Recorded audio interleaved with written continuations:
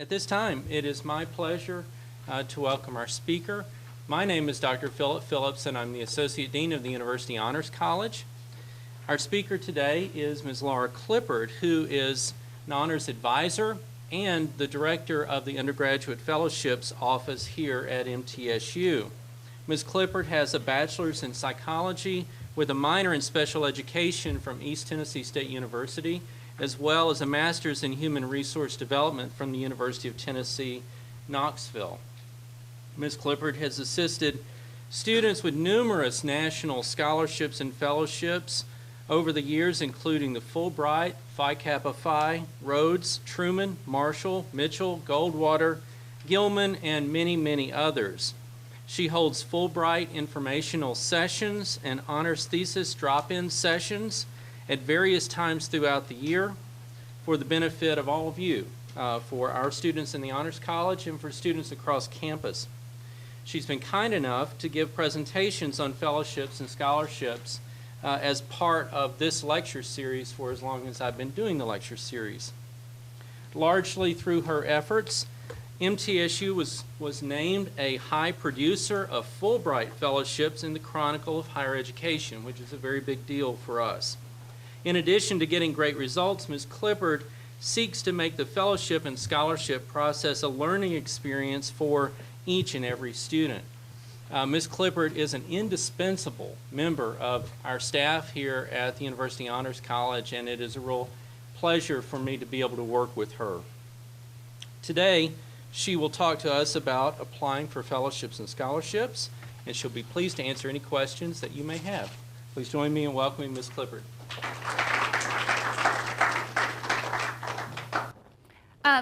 Again, my name is Laura Clippard, and I recognize many of your faces. What I'd like to do today is give you an overview of the fellowship world. Now, the fellowship world is a funny place, okay? If you go on our website, there's probably 150 different national scholarships, national fellowships listed. But that being said, it's very different for students. Sometimes I have a student walk into my office, and it's a great student, and we come out of the session that we've been in with 3 or 4 fellowships that the student can apply for. Sometimes I have another student come into my office, and they don't have anything, because the fellowships can be very narrow in what they want and what they require. The first part of the session, I'm going to talk about things that you should be doing to help yourself be competitive for scholarships, and then I'm going to talk about the scholarships themselves. So I have cards, and as we talk about the different fellowships, I'm going to let you tell me what you think, how it applies to you. So I'll let you hold some of the cards up. The first thing is I encourage all of you to come up with a system to keep track of what you're doing in your life. At some point, you're going to put together a resume. Who has a resume? If I said, email me your resume, who has a resume right now they could email me? Very good. I'm glad. In your resume, in your CV, or what you put together for yourself, you need to list what you've done. But really, you need to qualify your leadership. So if you're involved in a club or organization, you don't want to just put president, vice president, member. You want to talk about what you did and how you made a difference. So it's important that you keep track of it. It's really hard, and I've seen this when students come in and they say, I need to do a resume, and they didn't keep a list, and they don't remember what they did their freshman year. Okay, and they don't remember what they did their sophomore year because they were really busy. So make sure that you keep track of all that, okay? And also try to get involved. Try to pursue what you are academically passionate about. If you're in aerospace, join the aerospace club. If you're in education, volunteer in the local elementary or high school. So make sure that you get involved. And in the fellowship world, you want to keep your grades up. So there's a lot of benefits to applying. People ask me, what is the difference between a fellowship and a scholarship? Usually the biggest difference is a scholarship is, well, money, okay? A fellowship usually has some other kind of component involved. Travel, being mentored by someone, special opportunities, getting on a special listserv with other people who have won. So there's benefits involved. So it's not just financial. Probably the biggest challenge in doing one of these is time. Okay, so think about everything you have going on in your life right now. How many of you work? Raise your hands.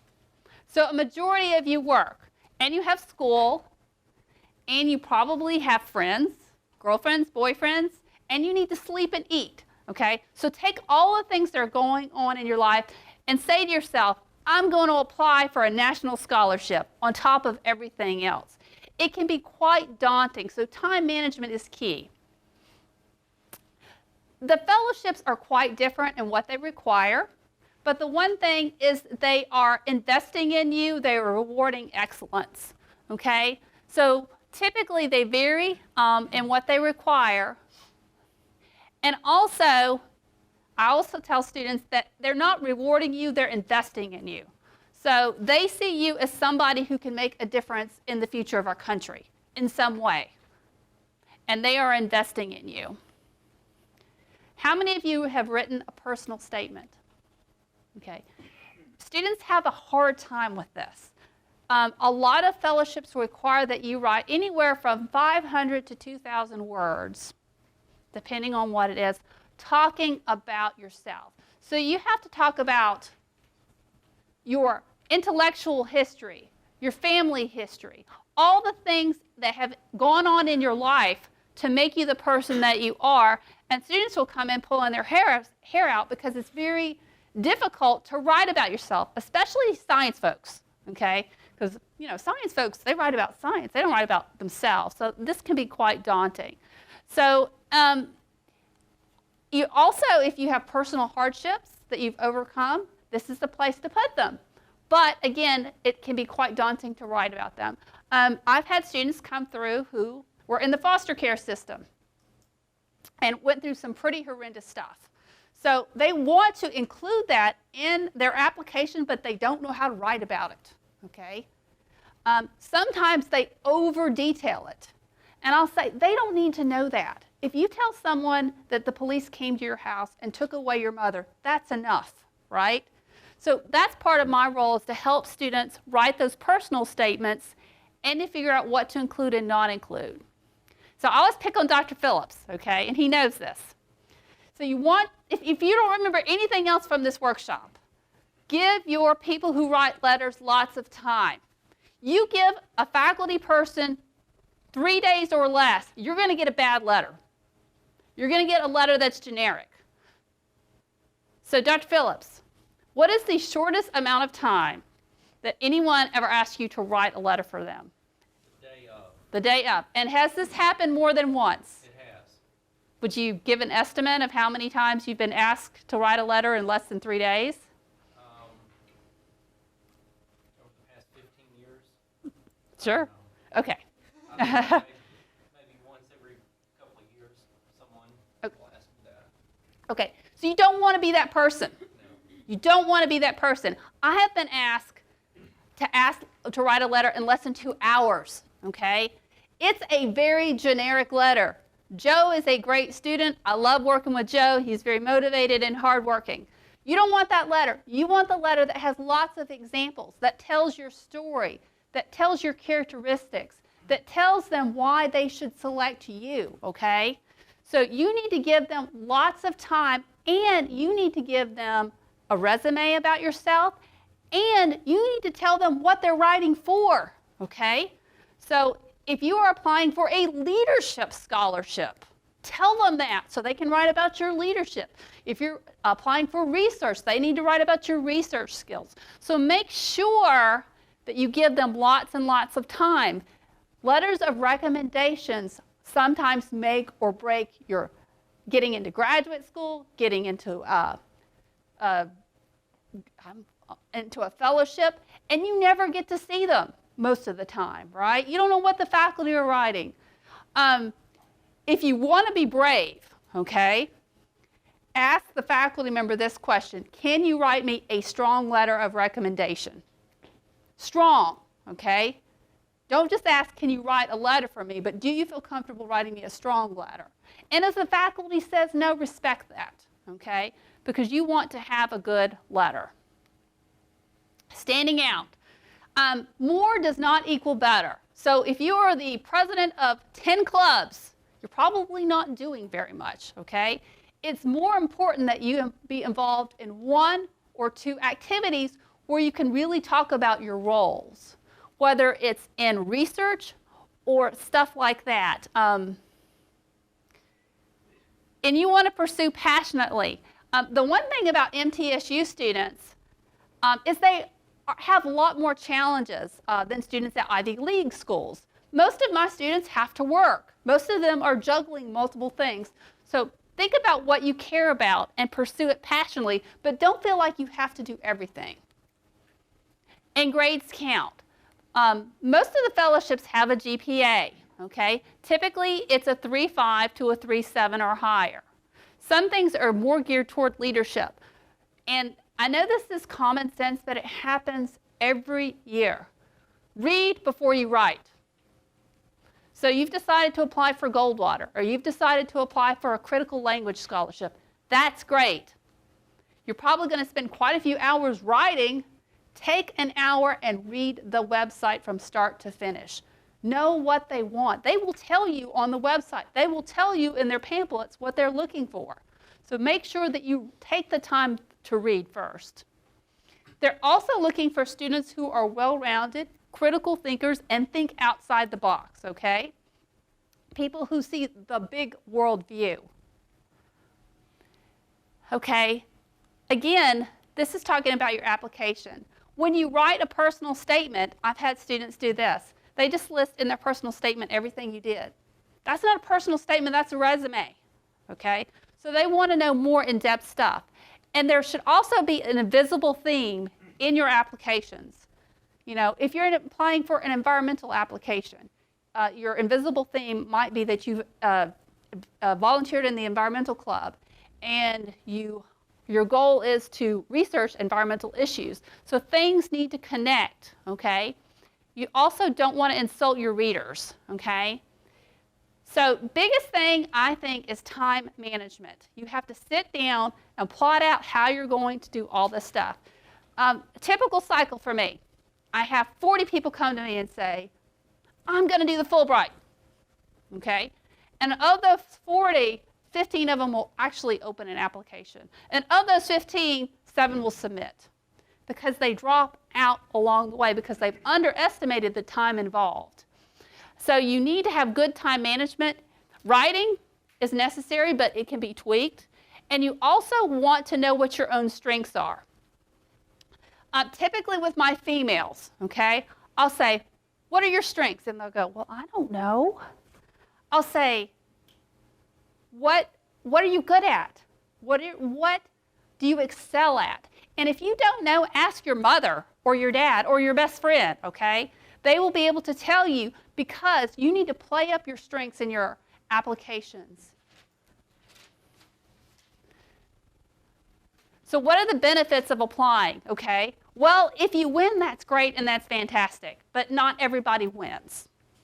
So the benefits is it's typically a growth experience. One of the applications I work with is called the Truman, and they ask students questions like, what do you plan to do 7 years after you are out of graduate school? Be very specific. And students go, well, I don't know, okay? So it makes you think about those types of questions. It makes you think about who you are. And a lot of students tell me that after they work with me and they apply to graduate school, they have a much easier time. So essays. For Fulbright, typically there's at least 6 revisions, okay? So your first draft that you give to me, we give you lots of feedback, we get it back. And it's the same thing with a thesis, okay? When you're writing a thesis, you don't just hand it in and say, here's my thesis, I'm done. You're going to have other people read it and give you feedback so that you can revise it. If you write about, we talked about hardships, it's okay to write about hardships in your applications. You just need to take it and talk about what you've learned from that hardship. If you were in the foster care system, how did that shape you? How did that make you into a person that you are today? Maybe you're more hardworking. Maybe you are mentoring other people. And it's because of those experiences. Don't insult the readers. This happens more than you would think, okay?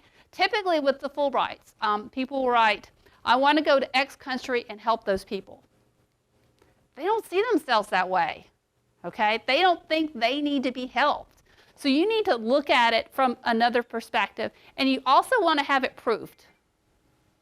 So we're going to switch gears for a minute, and if you don't have a sheet of paper, if you want to pull one out at this time, I didn't bring a lot of pamphlets, so if you want to jot down some of these names, it's all on the website, and again, my office is directly upstairs. This is not a national fellowship, but I think it's a wonderful opportunity. So let me just get a show of hands. How many of you have applied for Eureka? Anybody? We need to change that, okay? What is Eureka? Eureka is funded through the Undergraduate Research Center. It is anywhere from $500 to $3,500 to do what? To do research or a creative project. One of my favorite stories is I had an English student who came in, and he was a procrastinator, 2 days before the deadline. And I told him about Eureka, and he said, well, I'm going to apply. I said, well, it's 2 days before the deadline. Don't you think you should wait till the next cycle? And he said, oh, no. So he applied, and he got it, and he got $3,500 to write a novel over the summer. Okay? So that was really good. You can do creative projects, meaning you can do writing, you can do music, you can do mass communication, you can do research, your traditional research projects. Typically, the deadlines are in early October or early March. Now, the deadline for spring is in around mid-January. So if you want to apply for spring, you can. Now, you have to have someone to supervise your work, okay? So you have to have a faculty person on this campus who will supervise your work and sign off on that you're doing stuff, okay? But some of there's a 500 and there's a 1,000 level Eureka. You can connect that to your thesis. So you can get paid to do your thesis, okay? Now, I tell students this all day long, and I'm always surprised by how many people don't apply. When I'm looking, everybody here, apply, okay? If you're going to do a thesis, why not get paid to do your thesis, okay? Why not get that little extra bit of support? So again, it's called the Undergraduate Eureka, and there's a website that you can go to. This is not the Honors College. We don't fund this. This is funded through another department on campus, but I encourage you to apply because, again, you can get funded for stuff that hopefully you're planning to do anyway. Okay, so the next one is called DAD Rise. And we've had students 2 years in a row get this. And basically with the DAD Rise, you go to Germany and you do research, okay? They pay everything except your airfare while you're over there. And these are some of the areas that they offer. So let me pause for a minute. And remember, you have those cards. So at this time, for the DAD, this one means I have a question. It's really big, so I won't miss it. And then if you are interested in this, hold green up. And then yellow is kind of interested. And the other ones are optional. I have a friend that would like this, or blue really means no. So I'd like everyone to hold something up at this time. So DAD Rise. Let me get a feel. Let me see if I see any reds. You guys can help me. Anybody have a question about this one? Oh, we have some greens. All right. And yellows. So if you want to do this, it opens in December. It closes in January. Shoot me an email. Okay? I would love to work with some people on this. The Boren. Now, not all the fellowships are housed through my department. Some of them are housed through other departments. The Boren is housed through Study Abroad. And by the way, this is something to jot down. The Study Abroad fair is when? The 19th, from 10 a.m. to 2 p.m. So I would encourage you, if you're interested, to go to the Study Abroad fair. You can get up to $20,000 to go overseas. Tandra Martin received $18,000 to study in Morocco. So she was awarded this. Now, the Boren Award has to be connected to national security. National security is not just guns. and military, okay? It's also environmental issues, women's issue, water, all things that make relationships between countries important. And you also, for the Boren, have to be willing to do a year of work for the federal government. And this is when I said sometimes students don't find things when they come to me. They also want you to study a critical language, such as Arabic or some of the other critical languages. The critical language. Now, I was so excited this year. We had 17 people apply for this. 17, okay? Not all of them were in the Honors College. So the critical language is where you go overseas typically for 8 weeks and you study a language, okay? And everything is paid for. Airfare, housing, food, cultural activities. These are the languages, okay? Some of them require prior study. So this means 2 years. You have to have 2 years of college study before you can go. These are languages that don't require any previous study. However, you have to connect these to your long-term goals. Now, your long-term goals might be to be a business person or a college professor. And the CLS doesn't specify what your long-term goals should be, but just that it should be connected. It is closed for this year. The cycle just literally ended last week. But it will open again, okay? You can even apply as a graduating senior. So this is a wonderful, wonderful opportunity. Again, this is what CLS pays for. Typically, it's 8 weeks. They pay for language training. They pay for airfare, food, housing. It's just a wonderful opportunity. The Gilman.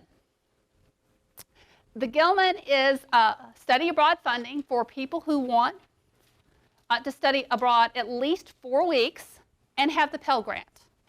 Okay? They have preferences, but they're not absolute. So they prefer people that are going to non-Western countries, such as Asian countries and that type of thing. All right. The Fulbright. Now, I will have to tell you the Fulbright is my favorite program. I just absolutely love it. Okay? Because I read, my first year I read my Fulbright manual. I read it from cover to cover like you're supposed to, okay? And it said in it, the purpose of the Fulbright is world peace. World peace. So it is a noble program. It is bigger than me. It is bigger than this campus. It is about promoting goodwill between countries, okay? Typically, you have to have your bachelor's degree before you can go. You can apply at the end of your junior year.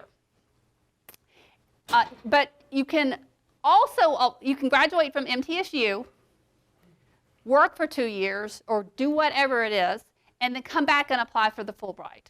And typically, you either teach or you do research overseas. So they have about 150 countries. There's 2 types of Fulbright. For the teaching Fulbright, typically they place you. Okay, so they find your housing, they put you on a location, and you teach. Now, you might teach elementary school, or you might teach high school, or you might teach college. It depends on the country. For the research, typically they want you to have what they call an affiliation, and that can be really tricky. So say you want to go do research in Germany. Great, but you have to know someone in Germany to do research with. How do you do that? One way is that you have done a study abroad, and you went to Italy, and you met a professor there, and you can go back and do research in Italy. Or you can network your way in with Daniel Gauger, okay? He knew Dr. McDougall, who knew a professor in Spain. So you network your way in. The third way to find an affiliation is difficult, but it has been done, and that is you can cold call. You can email people in other countries that you don't know and ask them to do research with you. So that can be a little intimidating. The Fulbright pays for pays airfare. You're there typically for 8 to 9 to 10 months. It pays health insurance. And sometimes you can bring spouses with you. Sometimes you can bring children with you. So it has a lot of opportunities. The Fulbright also does not have a GPA requirement. That being said, the average winner here has had a 3.8. So I am going to back up, because these are a lot of great opportunities. We'll start with the Boren. So just to refresh your memory, the Boren is up to $20,000 through the study abroad office to study at another country to work, and then you have to work for the government for 1 year. So how many of you are interested in the Boren, and do you have questions? Oh, I see lots of greens and yellows. Very good. Okay. Critical language. So I had 17 people this year, which means that how many people do I want next year? I want 30. Okay. So how many are you interested in the critical language?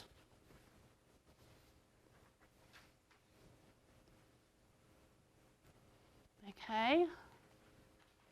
And then Fulbright. How many of you would be interested in Fulbright? A lot. Very good.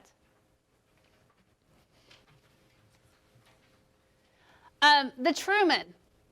We have not had a Truman winner. We have had a lot of Fulbright winners, by the way. We were named a top producer of Fulbright a few years ago. The Truman is for someone who is opinionated. I don't know if anybody's opinionated in here. Likes to argue, and has done service connected to what they feel strongly about. So a Truman is someone who wants to change the world, and they've gone out and started making small steps toward that. It pays up to $30,000 for graduate school.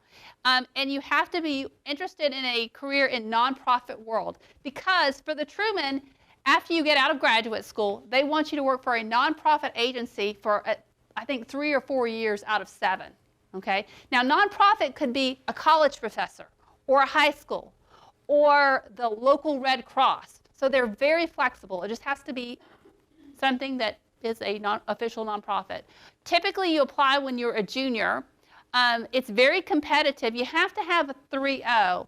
And the Truman is the longest application that I have. Okay? And it is so long that I don't let students fill it out. I give them the short version. And then I look at that, and then we decide whether they should move on to the longer. But the Truman pays for that. And they want people who, like I said, want to change the world. When you go for a Truman interview, you know how when you go to a party and you're supposed to, okay, I better not say this or upset Uncle Joe, you know, because he's a Republican and I'm a Democrat.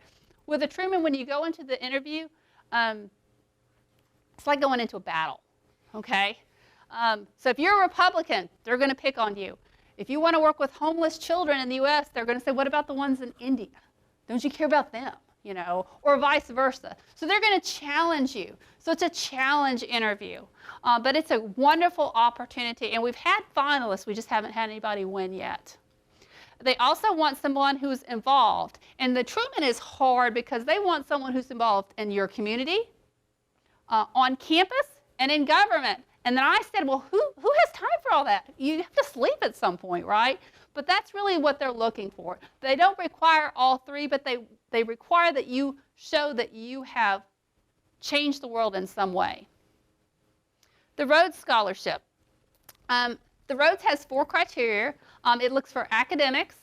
It looks for leadership. It looks for good moral character. It's one of the few fellowships that I've worked with that talks about good moral character, someone who's a good person. And then they want someone who is athletic. Now, what we've learned for Rhodes is what they really mean, or they've changed over the years, to someone who's energetic. And knock on wood, we have someone who has a Rhodes interview next Saturday, so keep your fingers crossed. So it's very, very competitive. It has an age limit. A lot of these programs have very specific niches that they go through. The Goldwater. The Goldwater is one of my favorites. It's really specific. It's for people who want a research career in mathematics, science, or engineering. Okay? And you have to apply for that. We also have REU programs. Now, REU programs are open as of right now. So it's not too late for an REU. So what is an REU? You get paid between $4,000 and $7,000. Your airfare is paid, your housing is paid, your food is paid, and you get to do research as part of a group, okay? And There's 200 REU websites, 200 REU sites all over the United States. And we had one student go to Costa Rica, okay? Dr. Sieg is working with these students. And before I get too far ahead, let's go back. So how many of you would be interested in Truman? Truman is $30,000, and you like to argue, and you've done some service. Very good. And then Rhodes, anybody interested? Okay.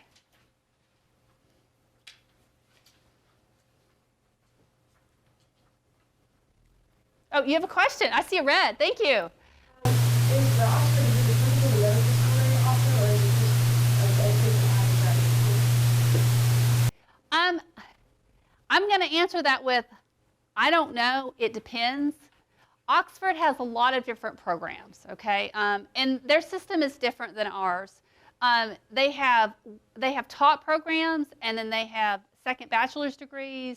The taught programs, the master's level is typically 1 year.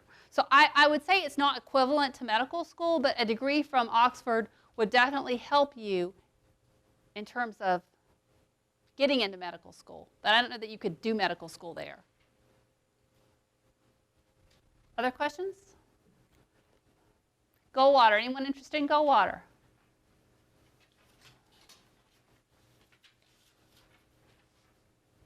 Oh, I see a green. Okay, very good. REUs. $4,000. You can apply now. Did I mention it's still open? Okay, so if you're interested in, shoot me an email, because we'd love to have more candidates for the REUs. The Hertz Foundation is really nice. It can be combined with other fellowships. They will call on you in times of national emergency. I think it's $20,000 for graduate school, and they're looking for people who are out there solving real-life problems. So what's a real-life problem? Water shortage, right? Not enough clean water in the world. So things like that. And you have to be pursuing a PhD. So the Hertz is a really good one as well. There's also NSF graduate fellowship. So basically, it's about $30,000 a year for 3 years, which is about $90,000 plus 12 to help pay your expenses. So it can be up to $100,000. You can apply when you're graduating, but you can also apply in graduate school. And it is geared toward the sciences and mathematical field. So there's some more information about it. Drew Sieg likes to say that you can write your own ticket if you get this. You can pick where you want to go. This is another one. This is for national defense. Again, it's geared toward math and science and areas of national defense. Oops, sorry. It's very similar to the other one, except I think it's a bit more narrow. The UDAL is a little different, and I actually have a UDAL candidate this year. The UDAL is for people who care about environmental issues, okay? And it doesn't matter what your field is. You could be a writer who writes about environmental issues, or a researcher who researches environmental issues. Or if you are interested in Native American healthcare and you are part Native American, this is one that you can apply for.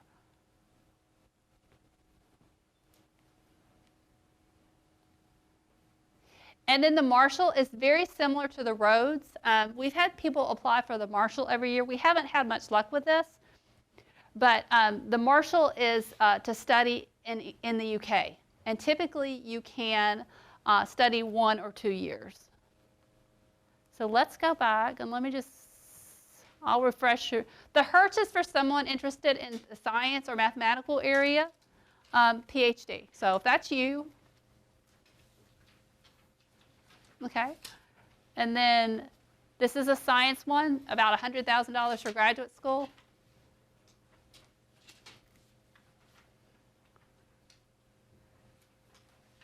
And the national defense one, probably the same for those people. And then the UDAL.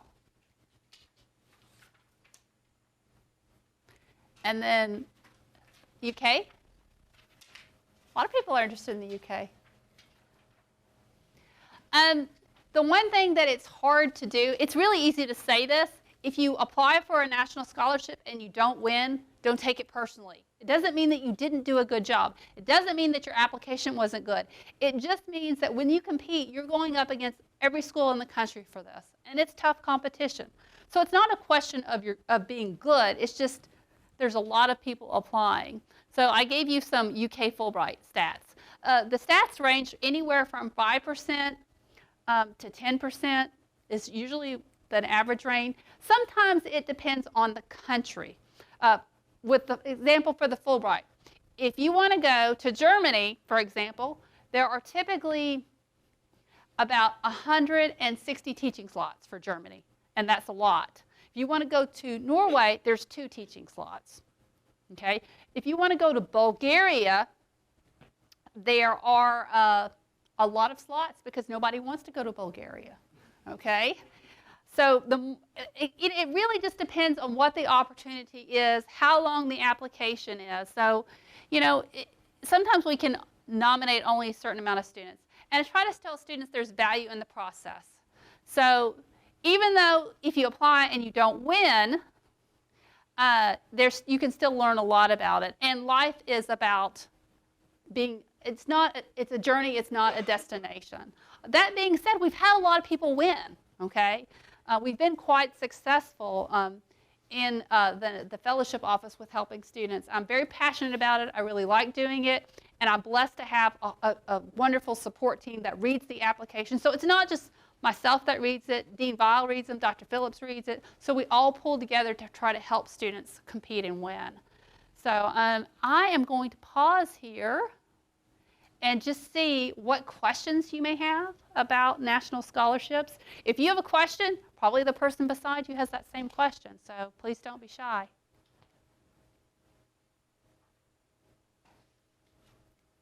Yes? Would it be a bad thing to start like spring of sophomore year for the Fulbright instead of the junior year? And just kind of, again, what would the application need? Probably what I would recommend, you can't apply early for the Fulbright. But that being said, you can come learn about it, and we can talk about your interest in the countries. Particularly for the Fulbright, it's very driven by the country. So sometimes you have to speak the language for Fulbright. Sometimes you don't. If you go to Morocco, they want you to have 1 year of teaching experience. If you go to South Korea, they want you to be under age 30. So every country kind of sets their own requirements. So if you're interested, come early. Now that being said, I didn't include it on this slide because, as I mentioned, there's over 150 fellowships. There is a Fulbright for freshmen and sophomores in the UK that's during the summer. So it will probably open this spring, and I'll send an email about it. So that might be a good one. Other questions?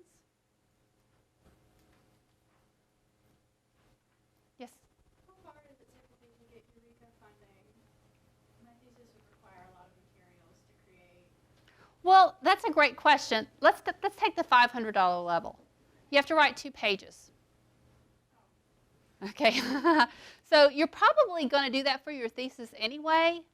I think, now, if everybody starts applying just like I've asked everybody to, it may become more competitive for Eureka. But right now, most of my honor students, not all, but most of them get it that apply.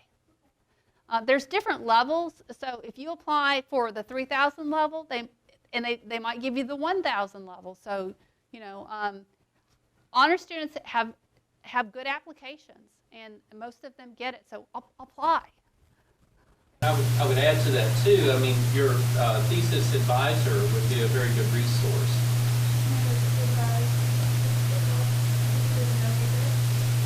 She must do research of some kind, right?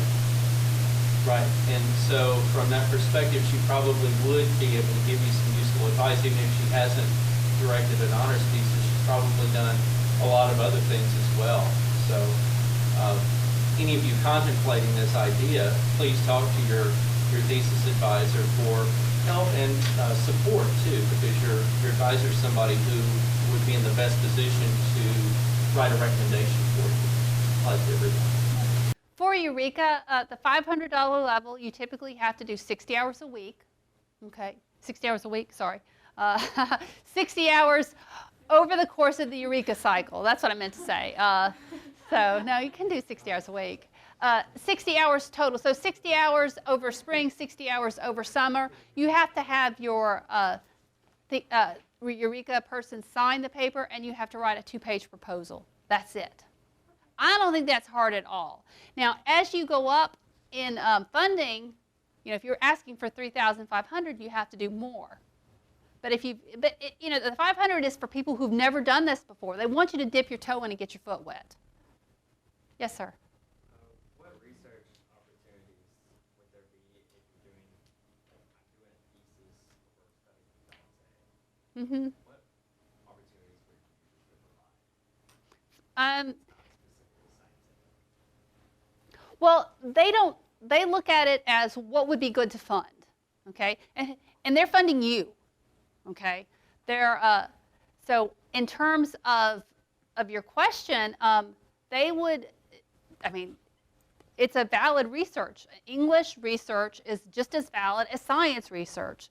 So I would encourage you to apply. I think your topic's very valid. So I don't know if I answered your question directly or not, but do you want to rephrase it? Did I answer it? What would they fund? Would they fund for me to go, for instance, to study in Italy or study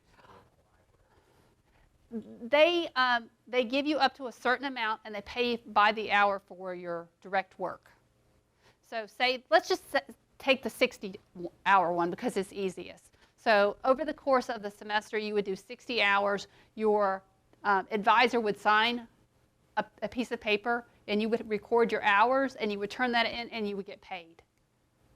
So it's like a job, but it has a cap on how much money you can get. So you and your director could agree upon a course of study and a course of reading that would help you work toward the completion of your thesis. You would structure it in that way, and you would be able to log the hours that you put in for that reading, for that note-taking, for whatever it is that the two of you agreed upon. So it would be the same in the humanities as in the science. Yeah. And if you want to apply for spring, the deadline is about the middle of January. So it's not too late. So the easiest one is probably the 500 one, just because it's, it requires less and it's only 2 pages. But, what I would like you to do on Mason Riley, he's not in here, but he applied for one, got the small one, and then turned around and got the big one. So, you can apply for the smaller one first and then go back and apply for more funding later. Yes, ma'am. What if you're doing 2 research projects at the same time? Like if I'm doing a research project and a thesis. They can only pay for one probably, right? You know what? I would defer that question to them. Okay. So can you submit 2 separate Eureka funding projects? I don't know. I would assume not, but I have found that you don't want to assume that. They might say yes. So I would ask.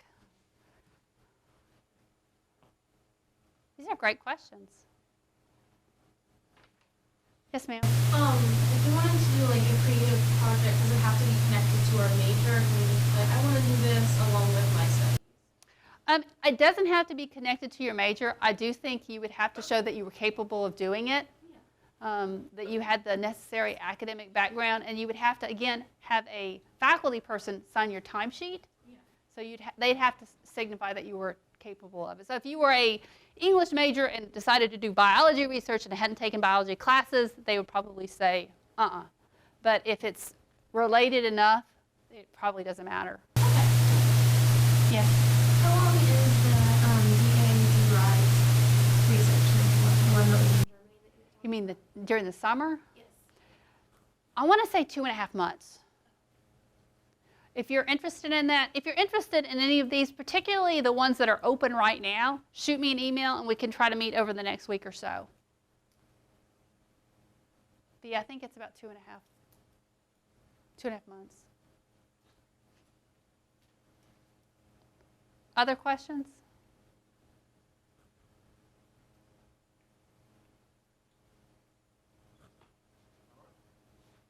Thank you. Oh.